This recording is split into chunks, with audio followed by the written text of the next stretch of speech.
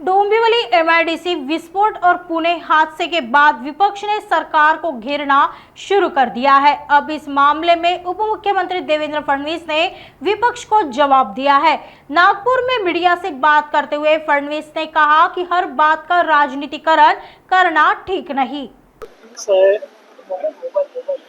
कुठलेही उद्योग हे काही एका दिवसात हलवले जाऊ शकत नाही। ते उद्योग हलवले गेले पाहिजेत या संदर्भात बऱ्याच वर्षापासून चर्चा चाललेली आहे।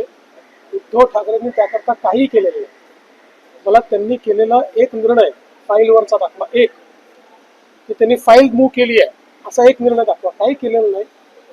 पण मला असं वाटतं की या घटनेचं गांभीर्य लक्षात घेतलं पाहिजे आणि या सगळ्या उद्योगांना अल्टरनेट जागा दिली पाहिजे। त्याकरता निश्चितपणे सरकार पुढाकार घेईल। आणखी त्यांची बदली करा किंवा असं आहे की याचं राजकीयकरण करण्याचा प्रयत्न त्यांचा चाललेला आहे।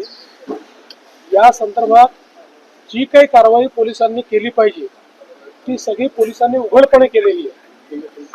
आणि एवढंच नाही तर ज्युव्हेनाइल जस्टिस बोर्डने जो चुकीचा निर्णय दिला होता त्याच्या विरोधात वरच्या कोर्टात जाऊन पुन्हा ज्युव्हेनाइल जस्टिस बोर्डाकडे ती केस रिमांड करून घेऊन तो निर्णय देखील बदललेला आहे।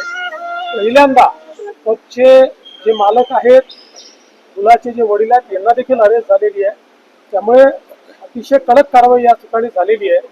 पण प्रत्येक गोष्टीचं राजकीयकरण करणं असा हा जो उद्योग चाललेला आहे हा काही योग्य नाही। असल्या फालतू गोष्टींना मी उत्तर देत नाही आणि मला असं वाटतं की हल्लीच्या काळात त्यांना उद्योग उरलेले नाहीत।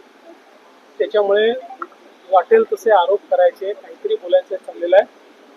मनाचे श्लोक जे आहेत हे या महाराष्ट्रामध्ये वर्षानुवर्ष त्या ठिकाणी म्हटले जातात, ऐकले जातात, बोलले जातात।